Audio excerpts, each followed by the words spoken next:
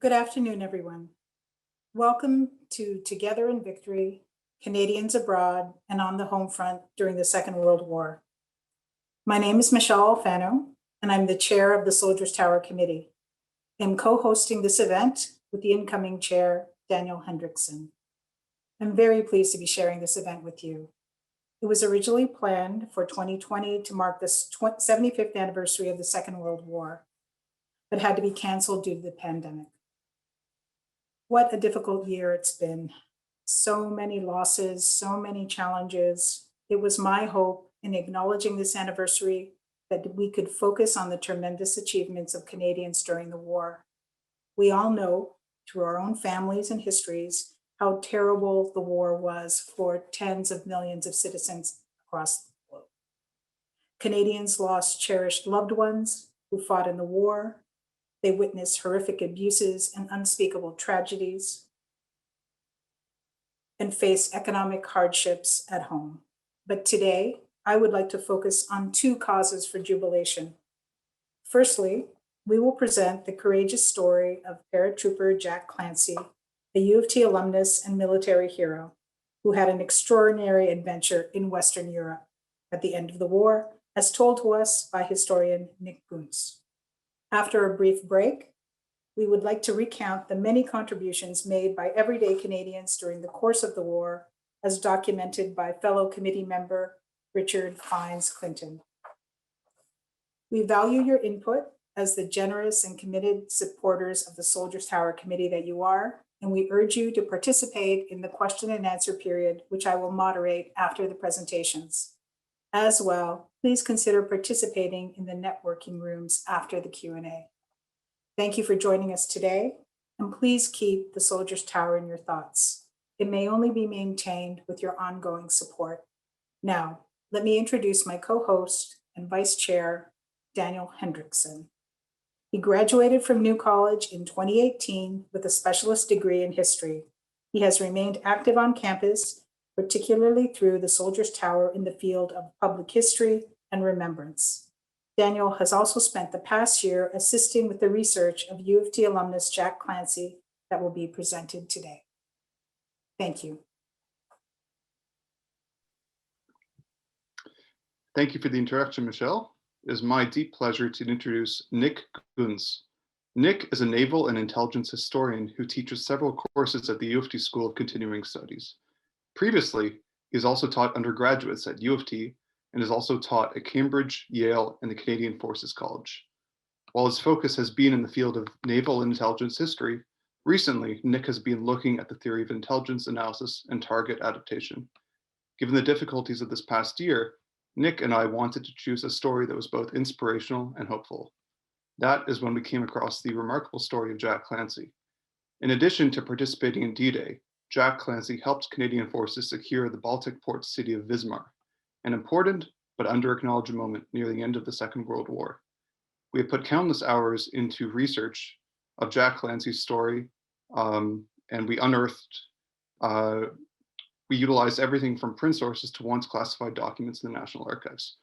I'm honored to say that today we are joined by several members of the Clancy family.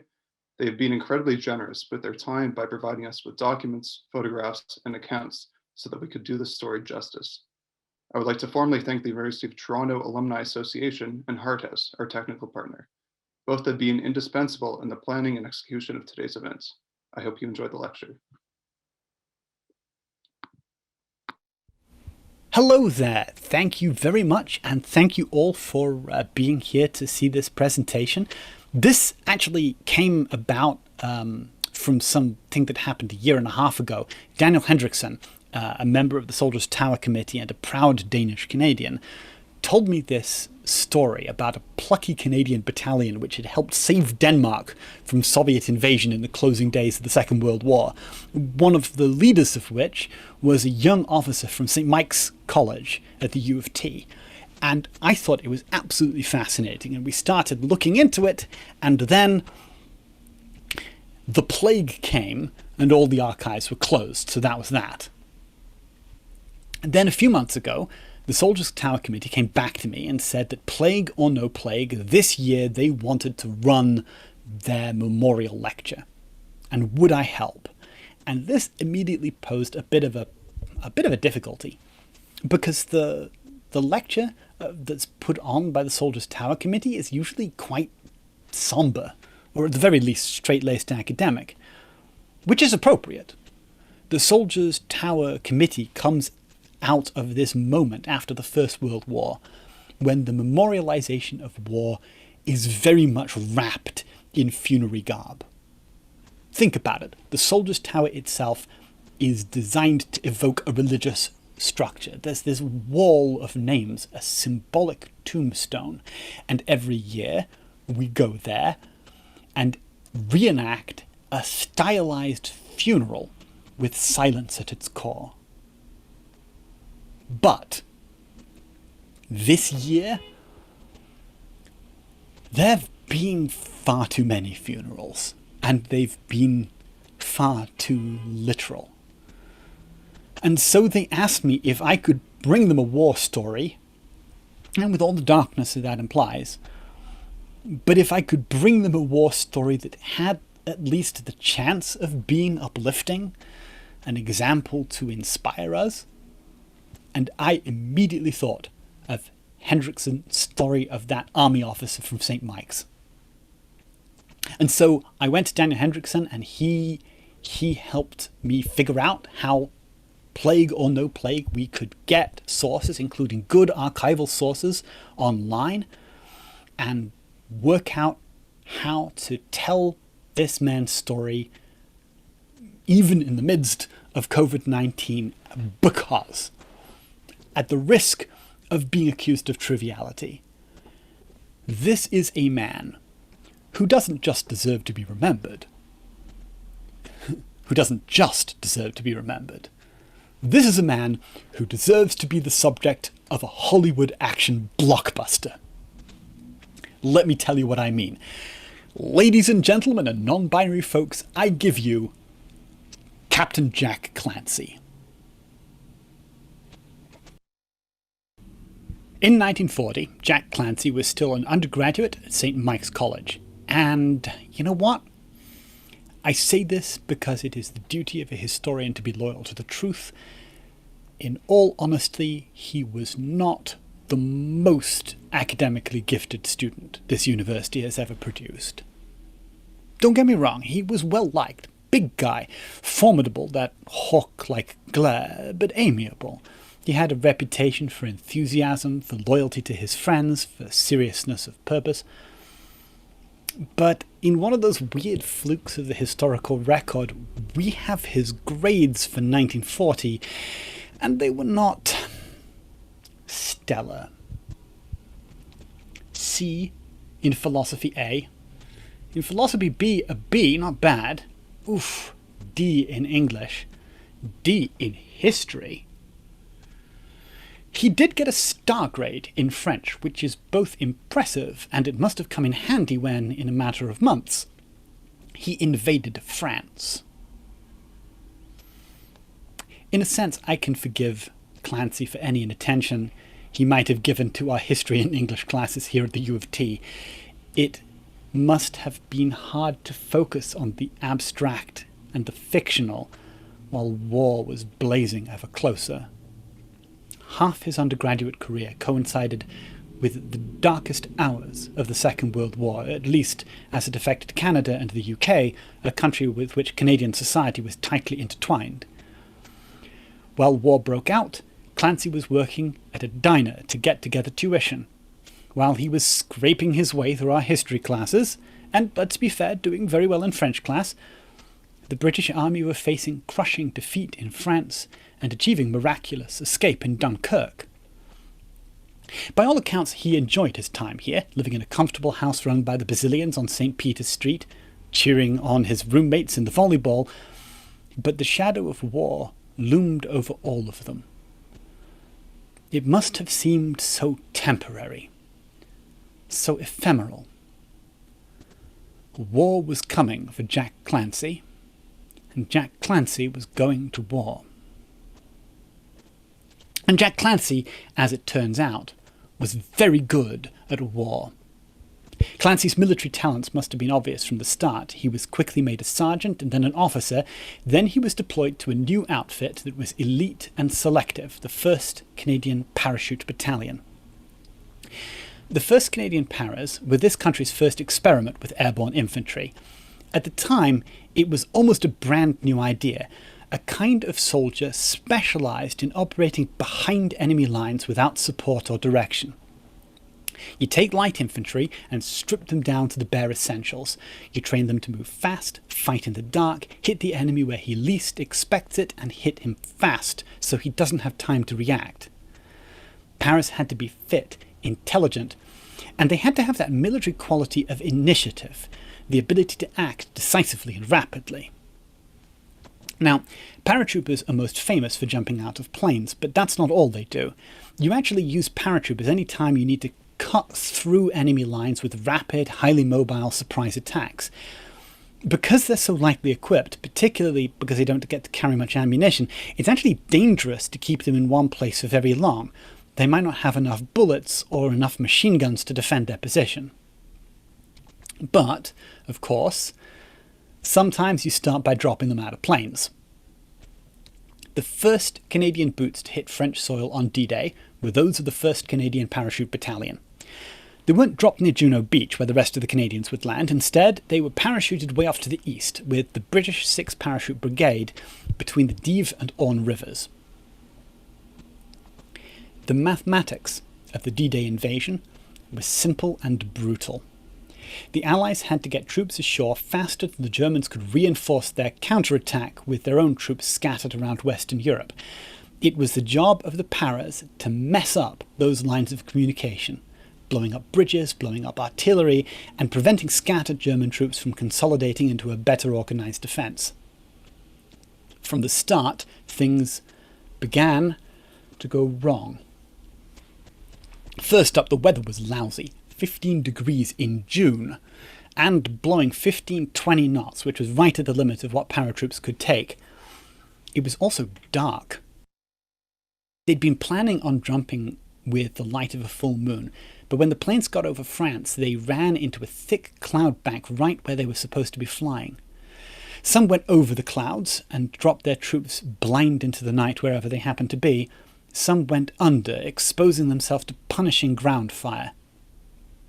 When you shoot at planes, the instinct of a military pilot is to speed up and manoeuvre sharply. Some of the Paras were physically flung from their planes. Others jumped far too low and at much too high a speed. And they dropped into Stygian black. We know that some of the 1st Canadian Paras had trained for night jumping in June of 1943, but for many, this was their first experience of parachuting into the dark. With the moon behind clouds, those who could see it all could only see because people were shooting stuff or stuff was on fire. For most, it was total darkness until whatever they were about to land on hit them in the boots. Some landed on rough ground, some on roofs, hedges, in trees. Landing in a tree doesn't sound so bad until you think of all those branches whipping into you at 20 to 30 kilometers an hour before you're stuck hanging there, wearing almost your entire body weight in gear. Some guys hit water, ponds, drainage ditches, areas deliberately funded by the Germans. Those guys didn't stand a chance. All that equipment just went straight to the bottom. Clancy was unbelievably lucky. He landed almost exactly on target, made it to the rendezvous point, and found it was almost deserted. Of course, he had no way to know that the battalion was scattered over miles of pitch-black countryside. It was, after all, pitch black. So he waited and waited. Where was everyone? Here's where we see Jack Clancy's character come to the fore. Clancy is approximately here. He knows his mission is to protect the flanks of the troops attacking the massive and fortified gun battery at Merville here, but if he shows up there with his grand total of, what we got now, 3 guys? 3? Where is everyone? If he shows up there with 3 guys, he'll be worse than useless. The attackers he's supposed to be guarding might assume in the dark he has a whole platoon and leave their flanks unprotected. But he also knows that at some point, the battalion is going to have to move. So he takes the people he has and systematically clears the ground between the target and the drop zone. By 6 a.m, the sun is coming up and more than 20 paratroopers have made it to the rendezvous. Clancy takes these troops and starts pinballing around the battlefield, mopping up at the Merfield battery, guarding troop movements, taking out machine gun nests, generally acting like the very model of a light infantry officer. Lieutenant Jack Clancy had dropped into Normandy, one of the most junior officers in his battalion. Over the course of that morning, he won something more valuable than any medal in the eyes of his fellow soldiers: a reputation for daring, energy, and initiative. Clancy was wounded about a week after D-Day, shot in the thigh, but it can't have been a very serious wound as he carried on serving without a break. He was soon promoted to captain and appointed temporary second in command of A Company, one of the 3 companies that made up the battalion. By August, he was leading successful reconnaissance raids across enemy lines. Then came the business with the bridge. One of the things I didn't really grasp coming into this is how much of the Second World War was defined by rivers. I'm a Navy guy. For me, rivers are roads, routes to get inland. But for a land army, rivers are these huge barriers, especially for motorized vehicles. For the Allies in Normandy, motorized vehicles were the thing that allowed them to move around quickly and concentrate force to hit a much larger and better equipped enemy at their specific points of weakness. Even the very light 1st Canadian Paras dropped into France with 2 trailer-towing jeeps to lug their ammo and heavy weapons. When you're driving a motorized vehicle, even a small river is an impenetrable barrier. Once the water goes up over the engine, you're stuck. So you either need to find a bridge or build a bridge, which takes many, many hours, requires enormous resources, and is basically impossible if the enemy is sitting on the other side of the river dropping mortar rounds on you. From June through August, the 1st Canadian Para sat in defensive positions, protecting the flanks of the army between the Orne and the Dives. It was not a great thing for paratroops to be doing. They didn't have the right gear for defense. But while they were doing it, those rivers were their friends. They were barriers which prevented the Germans from attacking in strength and with armour. By early mid-August, the Allies had landed enough troops that it was time to break out of the landing sites and liberate France. Suddenly the situation was entirely reversed. Every time the line moved forward, there was this delicate dance. The Germans would have to blow up the bridges to slow the Allied advance, but they couldn't do it too soon, or they'd trap their own people on the other side. They had to time it exactly right, so they blew the bridge as soon as the last German boot had stepped off it. The Allies, meanwhile, had to try and penetrate German lines to capture those bridge crossings before the last German boot stepped onto it. And who do you send on a mission like that? You send elite light infantry trained to operate behind enemy lines. You send the 1st Canadian Paras. I'd heard that Clancy won the Military Cross for capturing a bridge on the River Dives. And that made sense to me. I'd pictured a big honking steel and concrete thing like you see in that movie about Arnhem. How naive. Those bridges had been blown up months earlier by, among others, the 1st Canadian Parachute Battalion to stop the Germans crossing and attacking them. The Allies had been planning on replacing those bridges with massive pontoon constructions for literally years, and they'd been brought across from the UK special delivery. But when they did break out across the Dives, they found themselves in a landscape that looked like can we bring up the wartime map, please? Like this. Each one of those blue lines was a canal or drainage ditch that had to be bridged somewhere, somehow. Through that landscape, the 1st Canadian Paras raced at breakneck speed just ahead of the main Allied advance. In the early hours of 18 August, Clancy's A Company takes off along the road to Dozoulay to capture this, I have to say, not very impressive looking bridge. It runs across what the locals call, I can only guess ironically, the Grand Canal. It's all of 10 meters wide, not, as the saying goes, so deep as a well nor so wide as a church door, but 'tis enough. 'Twill serve.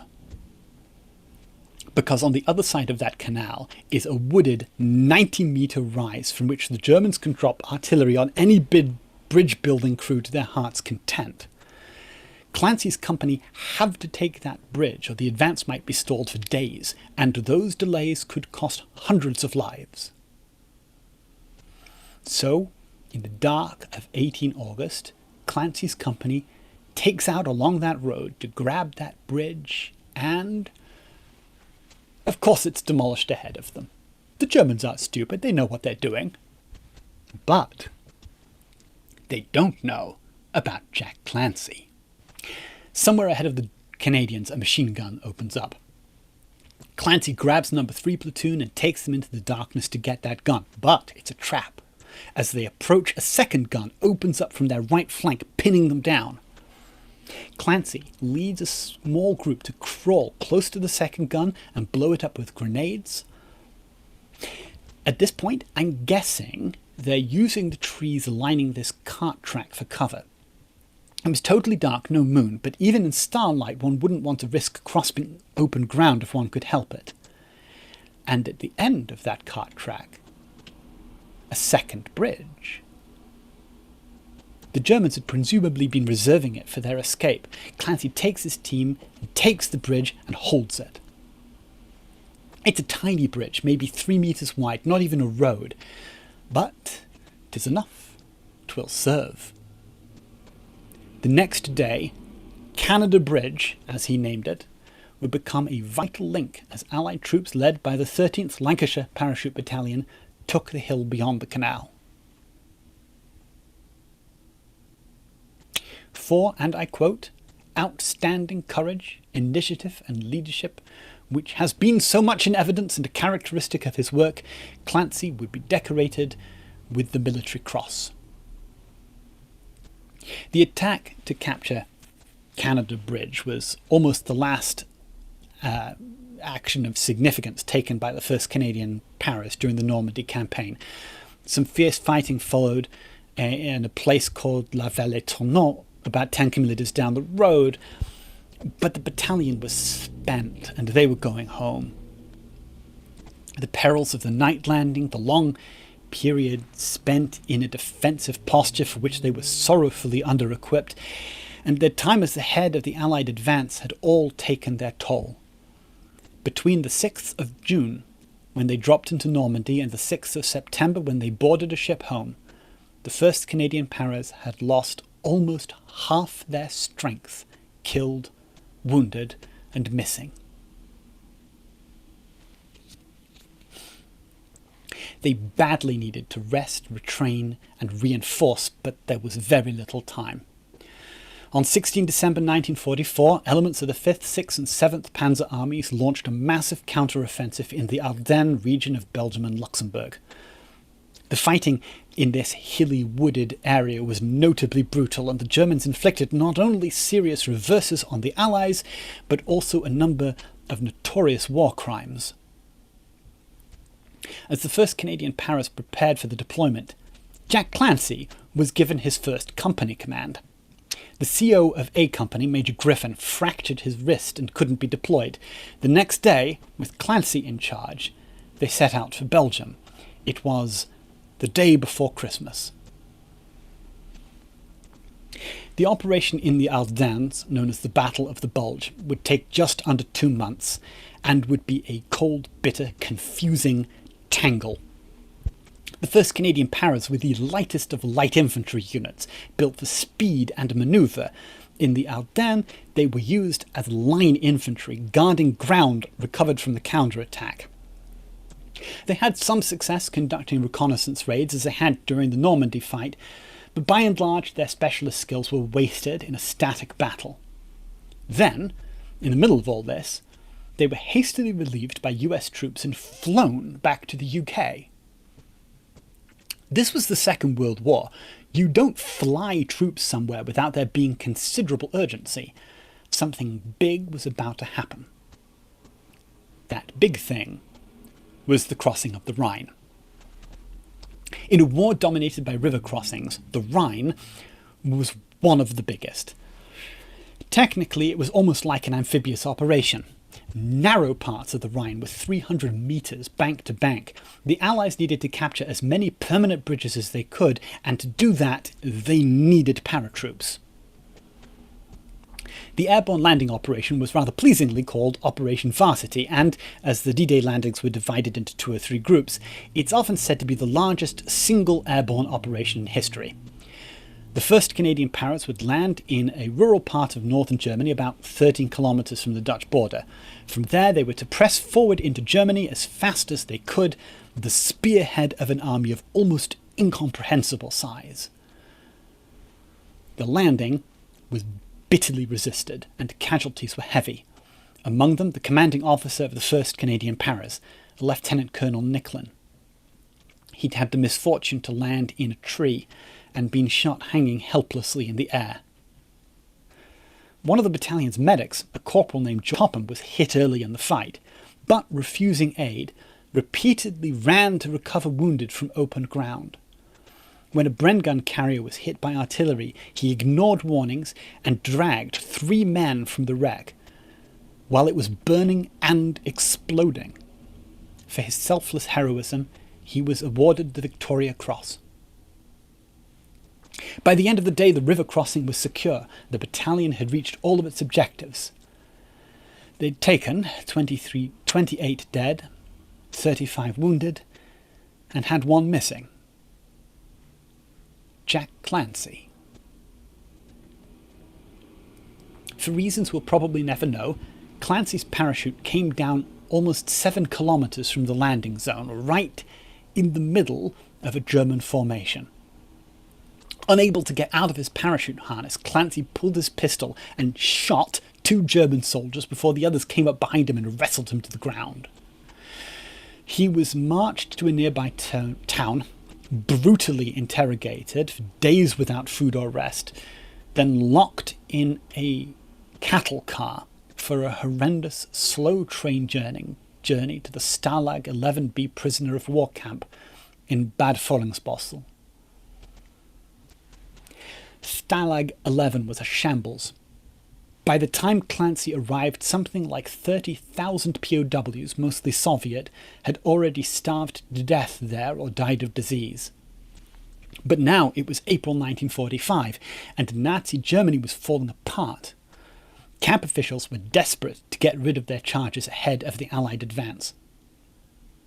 First, Clancy was loaded onto a train, which was strafed by Allied aircraft and sent back. Then he was put into a massive column of POWs, wandering in a generally eastern direction towards nothing very much in particular. Soon, and with chaos all around, he saw his chance and escaped into the countryside.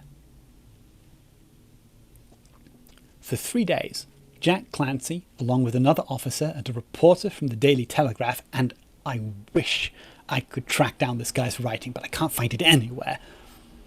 For 3 days, these men operated independently behind enemy lines, observing troops, collecting data, trying to avoid the local kids who had apparently had the unfortunate habit of playing in the woods. Reading his account, the main impression you get is just how bad things were getting in Germany. They were still wearing their British-style khaki uniforms, and apparently as long as they kept their heads down and tried to look tired, nobody cared enough to pay them any mind. By day, they collected observations. By night, they hid in a deep forest, a vast, wild place, kilometers from side to side. But there were so many other people trying to survive in that forest that eventually they found it too dangerous and broke across open country until they found Allied lines. On April 18, 1945, 25 days after he was captured, Captain Jack Clancy reported back, hungry and bruised, but in good health, and with a passel of carefully collected intelligence notes that he'd been taking along the way, because of course he had. The usual thing to do here would be for him to be demobilized as a returning prisoner of war, not Jack Clancy. Within the day, he had reported back to the 1st Canadian Paras and was immediately placed in command of A Company. While Clancy had been missing, the 1st Canadian Paras had plunged deep into German territory. When Clancy had been sent on his terrible train journey to Stalag 11B, the Germans had been moving him 200 kilometers away from the front line. By the time he escaped, his battalion had actually overtaken him and were actually 20 kilometers to the southeast, further into Germany. In part, this was because the Paras themselves had been changing and learning. In Normandy, they'd been highly mobile light infantry. Almost a year later, they'd developed a new kind of mobile fighting, using tanks and troop carriers to lug more gear and move faster than ever. This stunning collapse of Germany, though, was causing new and unexpected problems. Even as the Allies plunged into Germany from the west, the Soviets were doing the same from the east. They'd already overrun all of Central Europe, invaded down into the Balkans and taken Berlin. Now they were racing along the Baltic Sea coast, and it looked certain they'd be able to hang a right and move into Schleswig-Holstein and thence into Denmark. This terrified the Western Allies for a couple of reasons. First, if we're being honest, for grand strategic reasons. Denmark controlled the entrance to the Baltic, which meant that if the Soviets were ever to go to war with the West, they would have unimpeded access to the North Sea. But they were also afraid for the Danes themselves. The Danes, with their 1,000-year history of independence, their heroic resistance to the Nazis, their proud egalitarian tradition. The only chance to stop this would be to somehow interpose Western forces in the path of the Soviet advance, but Western forces were still fighting pitched battles 100 kilometers away in Lower Saxony.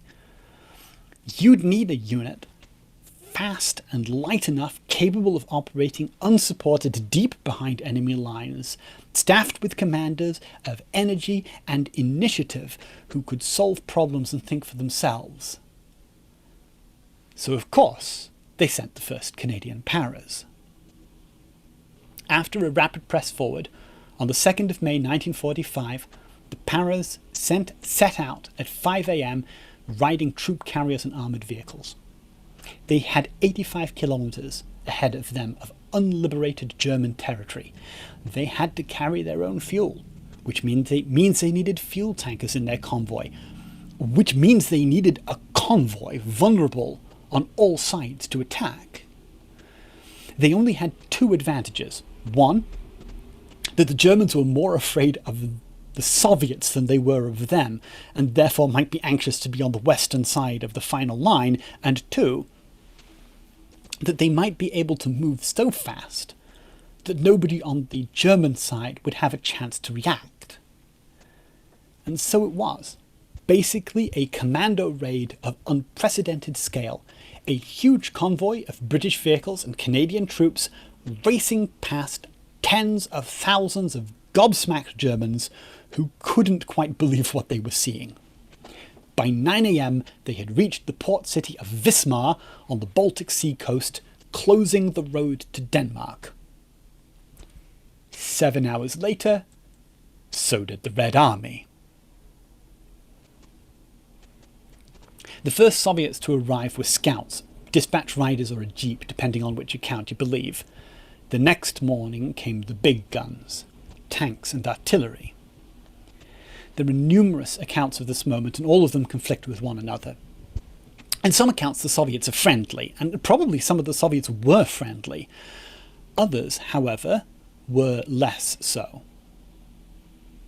The Soviet commanders had orders to pass through Wismar and onto the Danish border, and in Stalin's Soviet Union, orders like that were very much non-negotiable. Those who asked questions ended up in the Gulag. And so, there followed a tense standoff. The 1st Canadian Paras had a roadblock south and east of the town. The Soviets set up field guns a couple of hundred meters away, trained on the Canadians. Neither side had any intention of giving way, both had much to lose. It was, in other words, one of those hair-trigger affairs which would become so familiar to all of us during the Cold War. But in 1945, it was unprecedented. No one had the slightest idea what to do, or what, for that matter, might set off an avalanche of violence, transitioning the Second World War smoothly into a third. At which point, somebody on the Canadian side had a bright idea. One of the battalion's private soldiers had grown up in the north end of Winnipeg, speaking Russian.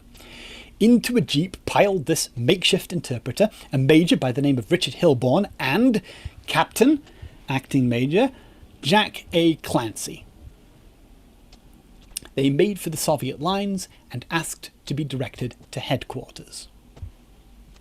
As a stratagem, it was inspired. The Soviets couldn't risk greeting this embassy with anything less than fulsome hospitality, otherwise they'd risk losing face, or worse, getting the blame for any failure. Course after course of food was set before the Canadians, as well as round after round of vodka. That vodka, as it happened, turned out to be the main hazard of the encounter.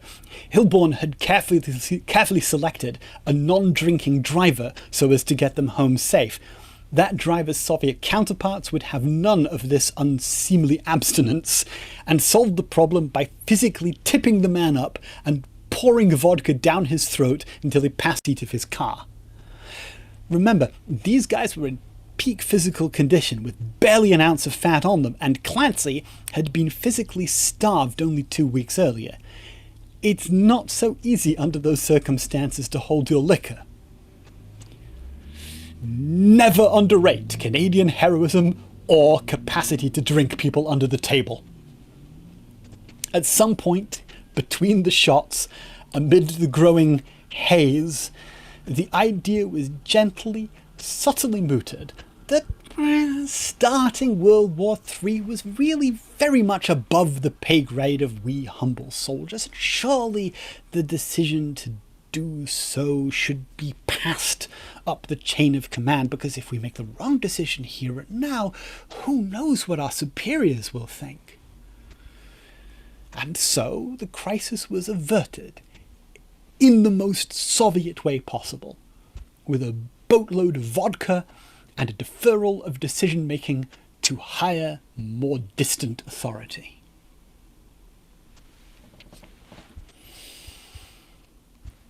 Such was the fighting reputation of the 1st Canadian Parachute Battalion that they were the first unit repatriated to Canada in June of 1945. There was a parade through the streets of Halifax, then trains dispatching the troops to various places around the country, including Toronto, where, in all probability, Jack Clancy paraded in triumph through the streets of our city. It wasn't the last he'd see of war. Jack Clancy stayed in the army for the rest of his career. He went to Korea in 1950, where he was made MBE for his exceptional service. He ended up a lieutenant colonel, commanding a battalion of his own, the storied 2nd Battalion Royal Canadian Regiment. But war and the army weren't the only things in his life. In many ways, weren't even the most important. Let's wind back to 17th September 1944. 10 days out from the carnage of Normandy, half the battalion dead, wounding, or missing, Jack Clancy grabs a chance of life. He goes off to London to get married to an ambulance driver he'd met at a tea social dance on a Sunday afternoon. Her name was Joan Mariel Isabel Mollison. Here's a picture she gave him, which he carried all through his campaigns. They were married for the rest of their lives, almost 62 years. They had 8 children and umpteen grandchildren, several of whom are with us here today. It is an honour to have the chance to address you. 8 children, enough grandkids to raise a battalion of their own. They lived. So yeah, looking back at Clancy's 1940 history grade, I think I can forgive him for any inattention he might have given to his final year studies here at the University of Toronto. He had places to go, things to do, people to be. He had energy and initiative and a future to build. And so did his whole generation.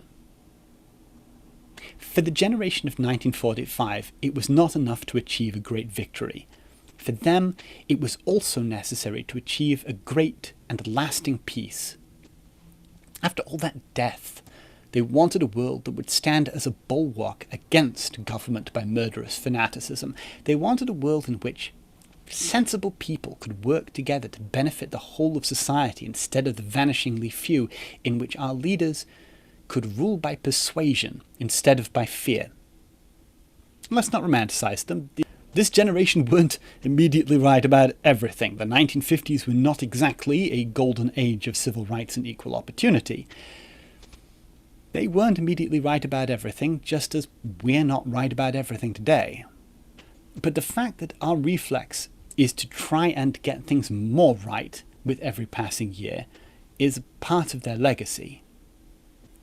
The world we live in, one in which it is normal for every generation to try and improve upon the works of the last, one in which democracy and freedom are so normal that it's shocking when occasionally a Western leader tries to abrogate them, that world is the world they wanted for us and steered us towards.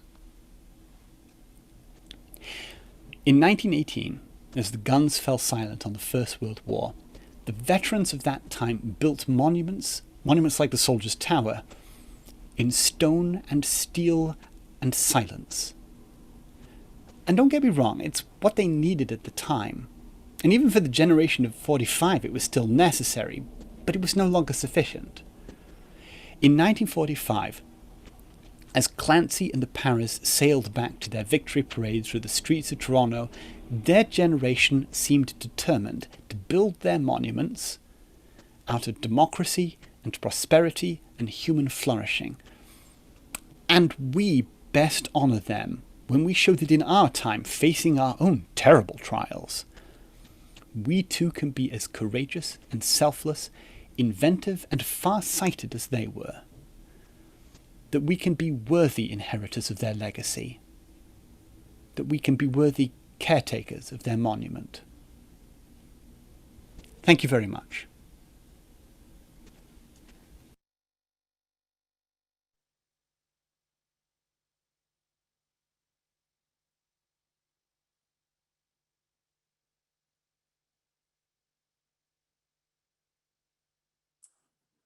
Thank you so much for that, Nicholas. It was a beautiful presentation, and I wanted to personally thank the Clancy family for appearing, joining us today. It's very much appreciated.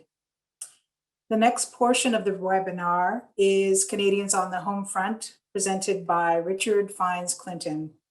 He is a member of the Soldiers' Tower Committee, and over the past 25 years, he has been involved with a number of other community history organizations all across Toronto.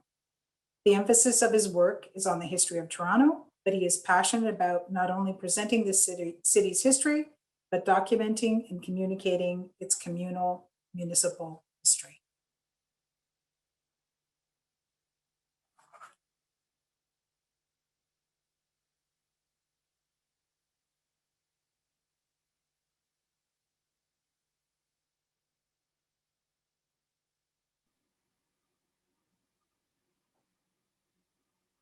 Thanks for tuning in to my portion of today's program. Over the next 20 minutes or so, I'd like to take us on a journey back in time to visit Canada as it was during the Second World War. Although a lot of the images and other archival material that I've used portray Toronto, many of the situations and events that I've described were also taking place in cities and towns all over the country. I feel that when many people think of the Second World War or any of the other great and terrible global conflicts that Canada has participated in, they imagine the critical clashes that took place on battlefields halfway around the world. And in many ways, this can be an understandable perspective. But what I hope to illustrate for you today is that as soon as the war began, the people who stayed here at home fought the war in their own way. They weren't military combatants, of course, but they still made contributions and sacrifices. The war at home was fought economically, socially, and emotionally. Some people still remembered how the First World War had changed their lives only a little more than 20 years before. But others found that the Second World War not only altered their daily routines, but also offered them new futures. Canada declared war on Germany on September the 10th, 1939. War clouds had been gathering for months by the time that the Canadian Prime Minister, William Lyon Mackenzie King, broadcast the war news to a tense public. One of the most immediate effects of the war was the call for young men to enlist in the military. Recruiting posters went up all over Toronto and the rest of the country. The one that I've shown here is one of the better known images. It shows a Canadian soldier wielding a rifle in front of the Royal Union flag. In this slide, the poster on the left represented Canada's new army as motorized and modernized knights of old, and it appeals to a sense of gallantry and adventure. The poster on the right promoted the alleged thrill of aerial combat. Other posters used nationalistic characters. At left, the Canadian beaver goes into battle side by side with the British lion, who has a Churchillian-like cigar clenched in his mouth. At right, the beaver sinks his teeth into the work of fighting Hitler. Recruitment posters and other enlistment campaigns were initially successful, and volunteers flocked to the colors. A total of 58,337 recruits enlisted in the Canadian military just in the last 3 weeks of September 1939 alone. This photograph from October the 7th, 1939 shows the 48th Highlanders marching from the old University Avenue armories down to their training camp at exhibition grounds. The picture almost resonates with patriotism. Thousands of people lined the streets to watch as the Highlanders were accompanied by their full brass and pipe band, as well as their mascot, who was a Scottish staghound named Kinross. The recruitment process ended up creating some iconic images of Canada at war. A photographer named Claude Detloff captured this picture on October the 1st, 1940. It shows the British Columbia Regiment Duke of Connaught's own rifles marching down 8th Street in New Westminster, British Columbia. As Detloff lifted his camera to snap the photograph, a young boy named Warren Whitey Bernard broke away from his mother and ran towards his father, Private Jack Bernard. The photograph became quite popular during the war, and it was published in Life magazine and hung in every schoolroom in British Columbia during the war. I'd say the photograph is still pretty popular today. The city of New Westminster commissioned a bronze statue commemorating the photograph. It was unveiled at the bottom of 8th Street and Hayek Square on October the 4th, 2014. The Royal Canadian Mint also issued a series of 3 coins featuring a scene adapted from the image, and Canada Post also issued a domestic postage stamp featuring the iconic image. Halifax's Pier 21 was an ocean liner terminal and immigration facility that had opened in 1928. As soon as the Second World War started, the pier quickly became a major point of departure for Canadian troops. Military personnel from all across the country were soon streaming into Halifax by train to catch the ships that would take them from Pier 21 and across the Atlantic and to the battlefields of Europe. This is a photograph of a hospital ship, SS Letitia, arriving at Pier 21 in 1943. Sites like this one became increasingly common during the war, with thousands of injured soldiers being repatriated back to Canada on board hospital ships. A total of 55,000 Canadians were injured during the war, and another 44,000 were killed. But Pier 21 saw inbound civilian traffic too. During the war, more than 2,000 evacuated children from the United Kingdom arrived at Pier 21. Some estimates place the total number of wartime evacuees to Canada at over 10,000 people. This figure does not include war brides, those women who married Canadian soldiers overseas and then returned with them to Canada once the war was over. When Canada declared war on Japan on December the 7th, 1941, nearly 2,000 Canadian troops were already stationed in Hong Kong. As Canada joined the fight in the Pacific Theater, the need for military personnel and munitions only increased. This meant that women were recruited for the war effort too. These posters were for the Royal Canadian Air Force Women's Division at left and the Canadian Women's Army Corps at right. Both organizations were established in 1941, and they recruited women for non-combatant roles like secretaries, mechanics, cooks, and so on, to free up men to go and fight as soldiers. In this recruiting poster, members of the Canadian Women's Army Corps march alongside an ethereal image of the medieval heroine Joan of Arc. Several posters seem to promise that Canadian women would become sisters in arms, but this message was a duplicitous one. Unlike whatever this poster suggests, I wouldn't say that it was a women's world in the 1940s. Nonetheless, thousands of Canadian women went on to make contributions that proved that the Second World War was their war too. So how were the lives of those who stayed at home in Toronto affected by this great need to contribute almost everything to the war effort? Well, rationing was one of the most common ways in which people on the home front contributed to the war. Here you can see a group of British women buying Canadian eggs in 1940. Food from Canada was essential to the survival of Britain and the other allies. Soon there were posters promoting rationing too. The rationing of sugar started in July of 1942, followed by tea and coffee in August, butter in December of 1942, and then meat in March of 1943. This photograph from March of 1943 shows a customer at Eaton's department store waiting at the counter while a store clerk counts to make sure that she has the appropriate number of ration coupons. Scenes like this one would have been duplicated again and again for the remainder of the war.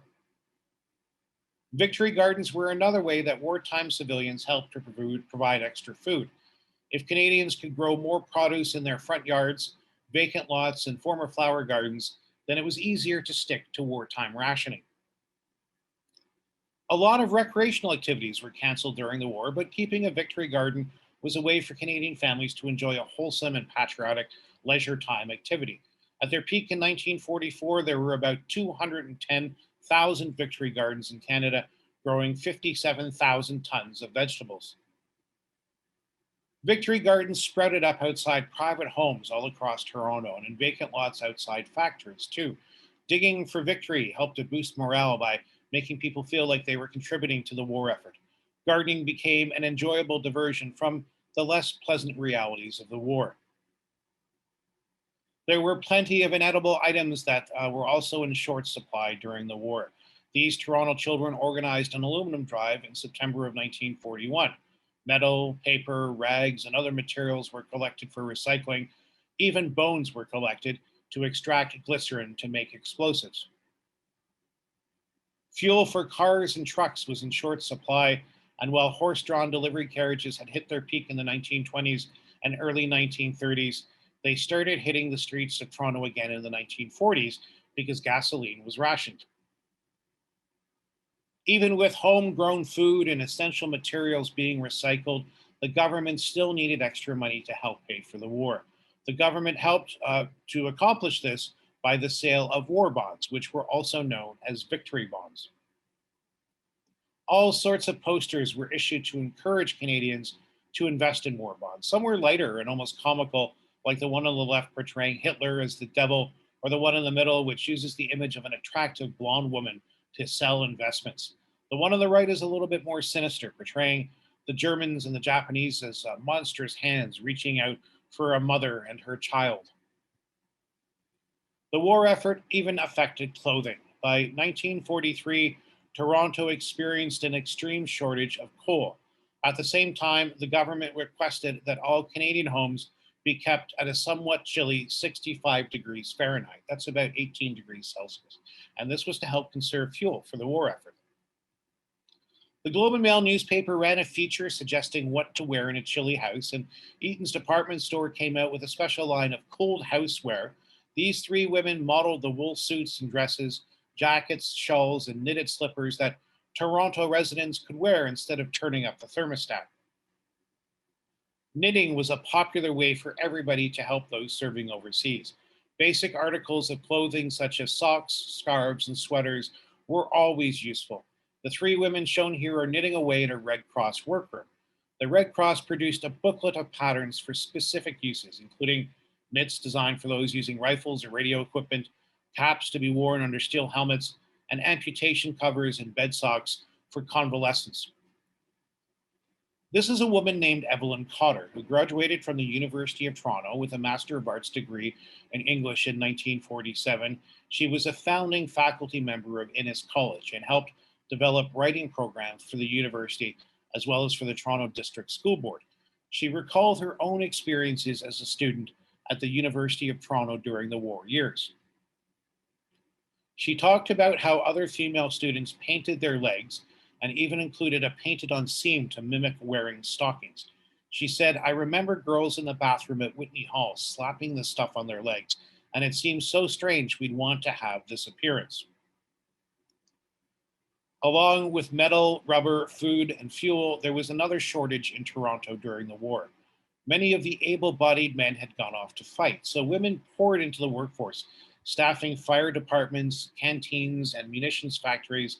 Canada became one of the major arms suppliers to the Allied cause, and ultimately it was women working in factories who helped to make this happen. The Second World War was a time when many people still considered a woman's place to be in the home, and yet the industrial work that these women did helped the cause of victory and also changed society's viewpoint on women leaving home and going out to work.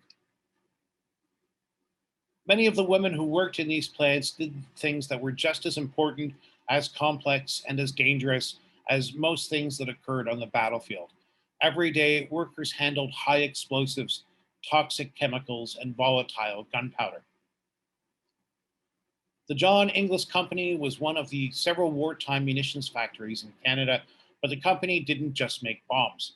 Inglis also produced an iconic image of Canadian women at work. An Inglis employee named Veronica Foster became known as Ronnie the Bren Gun Girl, and she went on to represent nearly 1 million Canadian women who worked in manufacturing plants across the country during the war. Ronnie the Bren Gun Girl became popular after a series of propaganda posters were produced. Many of these posters featured her working for the war effort, although some showed her in more laid-back conditions like doing the jitterbug at a dance hall or attending a dinner party. Ronnie the Bren Gun Girl also inspired the American propaganda icon Rosie the Riveter, who was invented after Ronnie had already become well known. And what's more is that Rosie the Riveter was a fictional invention, while Ronnie, the Canadian version, was a real person. Unfortunately, because of the popularity of American media in Canada, more people probably know about Rosie the Riveter. These days, younger generations might take Veronica Foster's accomplishments for granted. The idea of a woman holding down a job, earning her own salary, playing a ball game with her coworkers, or dancing the jitterbug with the plant foreman might not seem all that unusual today, but professional opportunities for Canadian women were far more restricted 75 years ago than they are today.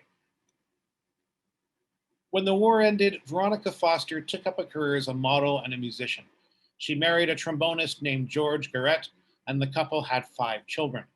Although her fame ebbed after the war, her iconic status during that conflict was invented for propaganda purposes by Canadian industries. Veronica Foster, along with all those other female workers at Inglis and the other plants around Toronto and the country, shaped the role of Canadian women for the generations to follow.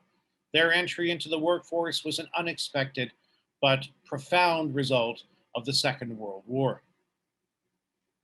The war also affected children and young adults, many of whom were trained for potential military service. These young cadets at St. Andrew's College were taught how to use an anti-tank rifle. When this photograph was taken in 1943, there were still fears that the war would go on long enough for these cadets to enlist and serve overseas. The Army even held open house programs at local Toronto schools. Here, 2 girls clad in gas masks got a different kind of cooking class when they were taught how to make their own tear gas in case of an enemy invasion of Canada. The war would end a little less than 3 years after this picture was taken in 1942. During 6 years of war, over 1.1 million Canadians served in the military. More than 44,000 Canadians were killed and another 54,000 were wounded. This was a terrible cost. But whenever I look at photographs of children being trained for war or attending military rallies like this one at Maple Leaf Gardens in February of 1941, I'm glad that the cost of the war was not even higher. I feel that way at least in part because the cost of the war was bad enough. This photograph from 1945 shows some of the victory celebrations outside Toronto City Hall. It only tells part of the story. The banner over the top of the entrance reads, "Bring them back to happiness." For some veterans, happiness was difficult or impossible. Many veterans came home with physical and psychological injuries that made it hard to reintegrate into civilian life. Meanwhile, these returning veterans were often competing against all the women who had worked in factories during the war, as both groups tried to keep their old jobs or find new ones. Countless veterans displayed exemplary courage both during the war and later as they tried to pick up their lives when they came home. Frederick Tilston was a graduate of the University of Toronto and the Ontario College of Pharmacy. He served with the Essex Scottish Regiment during the war. On March 1st, 1945, Major Tilston led a group of men in an attack over 500 yards of muddy terrain near Udom in Germany. He was wounded 3 separate times as he led the men of the Essex Scottish in capturing and holding German-held positions. He was found nearly unconscious, but insisted on making sure the position was held at all costs before being taken away for medical attention. Tilston was awarded the Victoria Cross for his conspicuous gallantry and steadfast determination. Although he eventually lost both legs and an eye, he returned to the same career that he'd had before the war and became vice president of a pharmaceutical company. Today, a portrait of Major Frederick Tilston hangs in the memorial room of the Soldiers' Tower. It was painted by Canadian artist Brenda Burry. Tilston's Victoria Cross is held by the Royal Canadian Military Institute in Toronto. Eventually, of course, the war started to draw to a close. Victory in Europe Day, or VE Day, took place on May 8, 1945. All the people who had fought on Toronto's home front joined in with other people all over the world, at least emotionally, as everybody came together to celebrate. There was a very real human need to express joy and exuberance after so many years of war. These students from the University of Toronto piled into a car to celebrate victory in Europe as they drove along St. George Street. Toronto's downtown core was packed with revelers, and both Bay Street and Yonge Street were completely shut down. This photograph shows the celebratory mood on Bay Street with ticker tape strewn all over the street and a very triumphant mood in the air. People in Toronto took to the streets and they danced, they kissed strangers, they waved flags, and they threw streamers. They crowded outside newspaper offices to hear the latest news.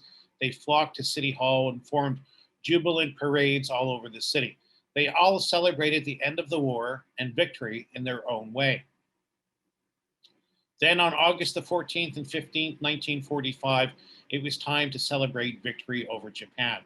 This was a particular cause for celebration amongst Chinese Canadians. During the 1930s, Japan had engaged in expansionist policies against China before ultimately going to war with China in 1937. And then, of course, Japan allied with the other Axis powers, including Germany and Italy. Despite widespread discrimination, including barriers to enlistment, between 600 and 800 Chinese Canadians served in the Second World War. Around 150 of them were in Force 136, a branch of the British Special Operations Executive. The men in this force were trained for covert missions behind enemy lines in Japanese-occupied territory. Japan capitulated on August the 15th, 1945, and then formally surrendered on September the 2nd, 1945. This brought the Second World War to a close. When news came of the Japanese accepting Allied surrender terms, the Chinese population in Toronto and other cities headed downtown to celebrate. Toronto's Chinatown district was particularly jubilant, full of music, dragon parades, and fireworks.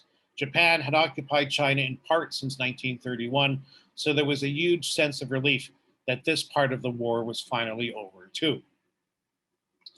The Second World War changed Canada in many ways.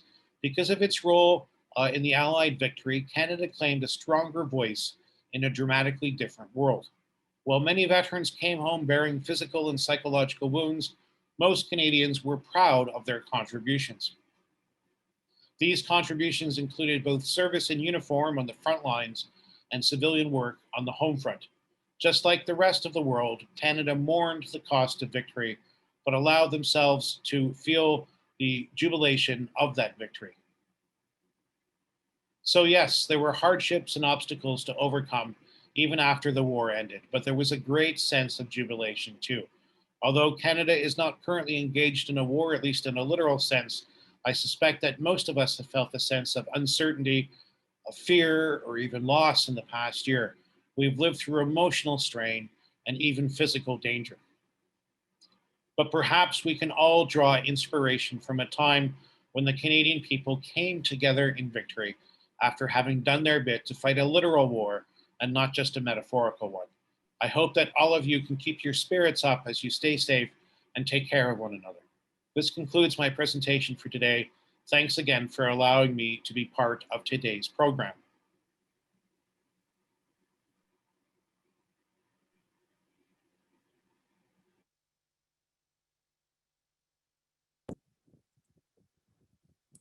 Thank you, Richard. Now, please join us for the Q&A. You may participate by posting the question in the chat at the bottom of your screen.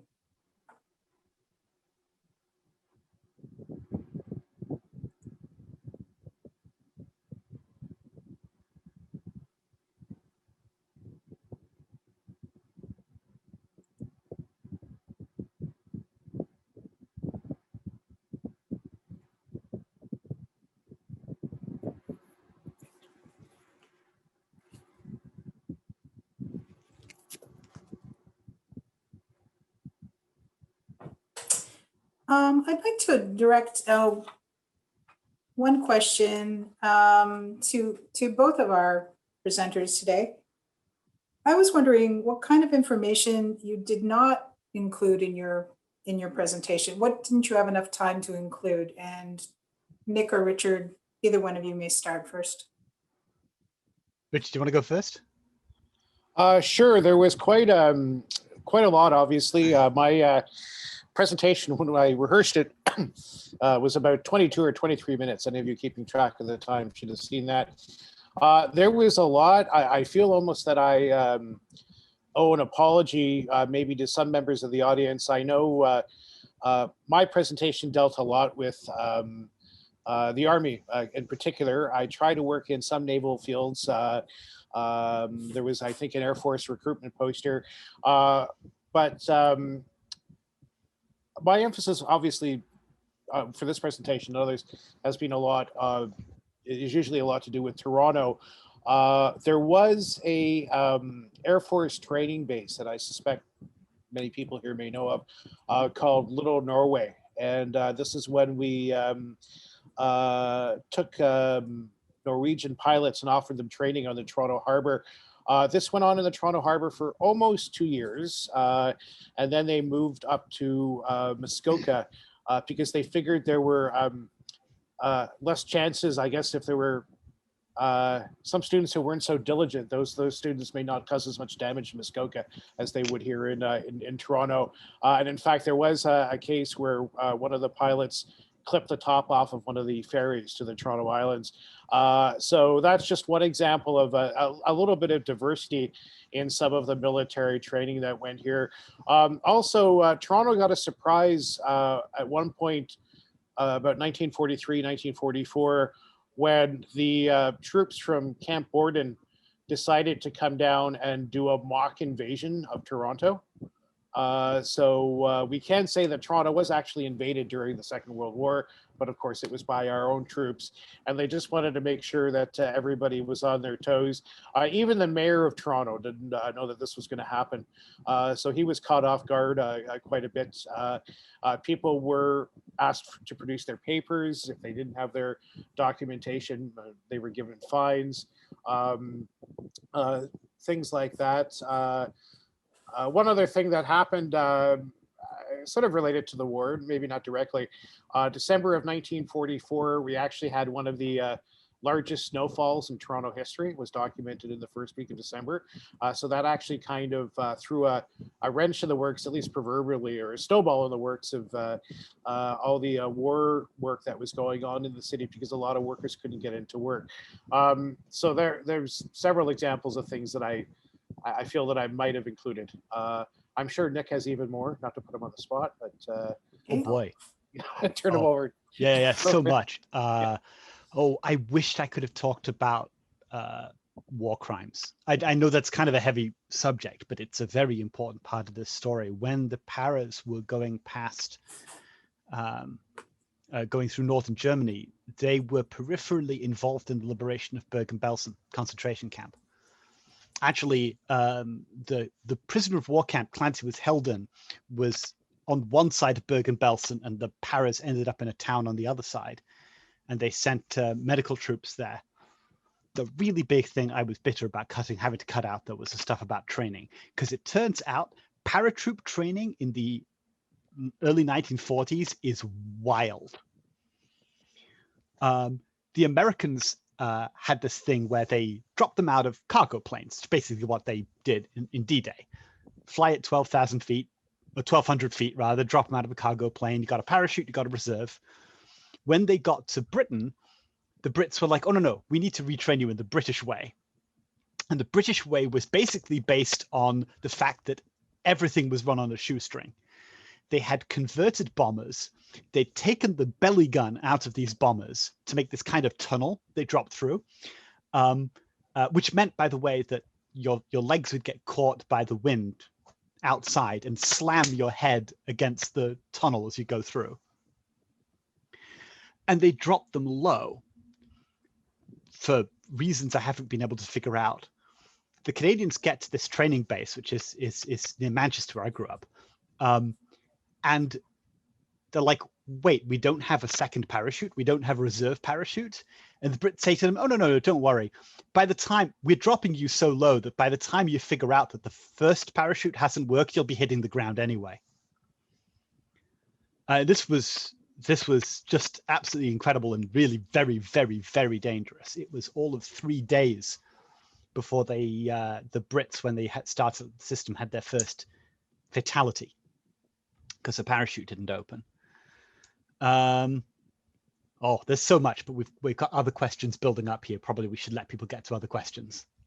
Yes, this one is directed to Nick as well. And I believe this is a member of the Clancy family. Hello. Please tell us a little more about Wismar. Is that the correct pronunciation, Nick? I think so. Wismar. I was led to believe that the Americans wanted to take it, but Churchill wanted the first para to complete the task. It's really quite complicated. There's a lot of politics involved, and there's a lot of preparation. The race to Wismar was part of a larger operation known as Operation Eclipse, in which there was British, American, and Canadian involvement. The Americans were to the south, quite a ways to the south. It made sense to send British and Canadian units to Wismar because they were the closest. But also the first paras were just by far the best equipped for that kind of mission. They had the experience, they had the leadership, they had the kind of light equipment that would allow them to move fast and take this landscape. So it really wasn't that so much of a political decision to send the first paras to Wismar. It was the fact that they were the best tool for the job, and because that that happened to be close-ish. They were still a long way away. The Americans participated in Operation Eclipse going further south, where they were there in greater numbers, taking, it has to be said, less important targets. We got the plum prize. Okay, thank you, Nick. And this question is for Richard. Richard, can you tell us how you became interested in the history of the Second World War? That's an interesting question. As I sort of try to suggested the introduction, the biographical introduction, I have a general interest in Toronto history, in all aspects of Toronto history. I would not be very hesitant to describe myself as a military historian in any capacity. I don't feel that I'm a military historian at all. I'm interested in how it affected people living here in Canada. So I suppose more the social history, you know, of what was going on, the contributions here that people had.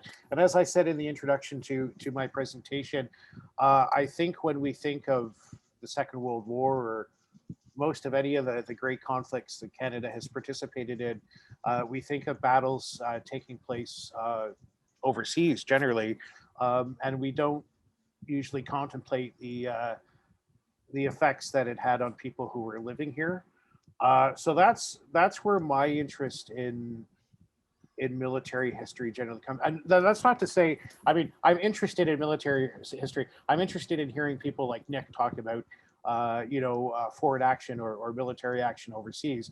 But it's not, I would not describe it as my specialty.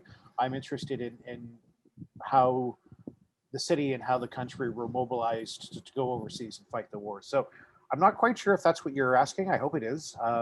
So hopefully I've answered that one well. That's great, thank you. This question is for either of you. Are you aware of an Air Force training base in Brantford? I'm afraid I'm either not of you know specifically that? aware of No, that. unfortunately I don't. There were air training bases all over the place around here. I'm not specifically aware of the one in Bradford. I'm sorry. Okay. I'm going to go to a question specifically about the Clancy family. How did the story of the Jack Clancy come to your attention, given the heroics of so many Canadians during World War II? Oh, that's a great question.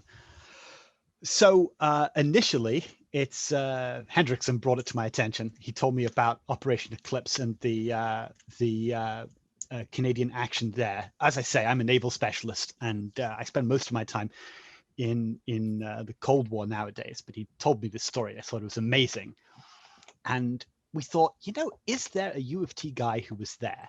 And it turned out there were a few, but Jack Clancy just stood out. He's a really, what's the word? He's a really charismatic figure in history. He was well liked, he was dashing, he had this reputation for initiative and speed. Like, he was the one where nobody had an unkind word to say about him. And he just kept, as we went through the records, kept doing all of this amazing stuff. We were going through the records of various people we knew about who were in the battalion, and oh yeah, that thing, yeah, that was Clancy again. So we were like, okay, we have to find out as much as we can about this guy. To a certain extent, we're trying to tell a story about what Canadians, and more specifically people from the U of T, did in the war. It makes sense to pick a character who can represent those people and tell a story that's coherent for the kind of thing, this kind of public education mission that we have. And what a character! So that's how Clancy came to us specifically. He I think won our attention on his own merits. Okay, this question is for Richard. Richard, do you feel that young people know enough about the Second World War today? Do they need more information or more education about it?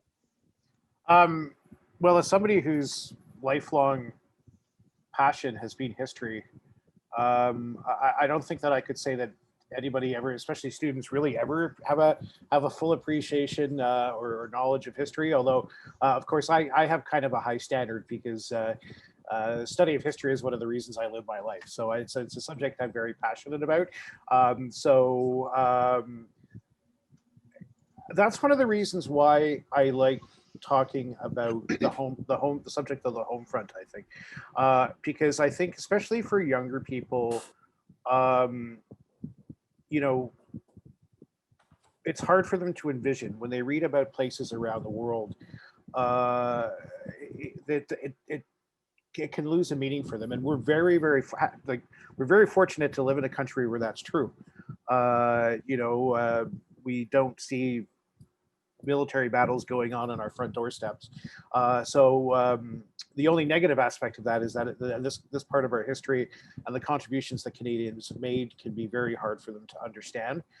So that's why when I talk to students, younger students, grade school students, high school students, I like to get them thinking about how this or other wars would have affected their life. And if you remember the presentation, showing the cadets from St. Andrews learning how to use this military equipment, showing girls in a home economic or domestic science course in the 1940s, where somebody from the military actually came into the classroom and said, okay, we're not going to bake a cake today. I'm going to teach you how to make tear gas with household items from around your house. These are things that students went through during the war, and thank God it didn't go any longer than it did. So I think that's a way to really get young people thinking about the contributions that Canadians made. I think it's all about envisioning a way to make it a story that a mind of that age can kind of relate to, right? So I guess part of my answer, to answer your question, no, I don't think that necessarily they get enough history, but it can be a challenge to effectively communicate it to them, I think, so. Okay, thank you, Richard. This is another question about about Jack Clancy for Nick. Thank you for telling us about Jack Clancy's exploits with the 1st Canadian Paras. I am a retired member of the Royal Canadian Regiment and met Lieutenant Colonel Clancy when he was a CO to RCR at the Wolseley Barracks in the early 1960s. That's fantastic. Did Jack graduate from St. Mike's, or did he leave early to join the Army? Ah, that's an interesting. Can you put in the chat like why you're specifically asking that question, or if you're able to? Let's see. I think that's a message from Philip. Yeah. So the answer is we actually don't know. I didn't bring it up because I didn't want to be mean. Unfortunately, Clancy's university records are incomplete. This wasn't unusual at the time. There was an enormous amount of stuff happening at the university in 1940. A lot of people were leaving. A lot of people were being sort of like replaced by replacement workers. We don't have a record of his graduation, but we are assured by members of the Clancy family that it did happen.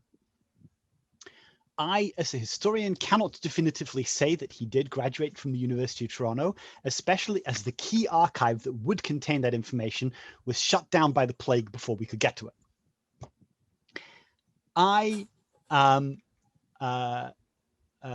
So yeah, I'm really interested to know why you asked that question. I wonder if there's some I don't know.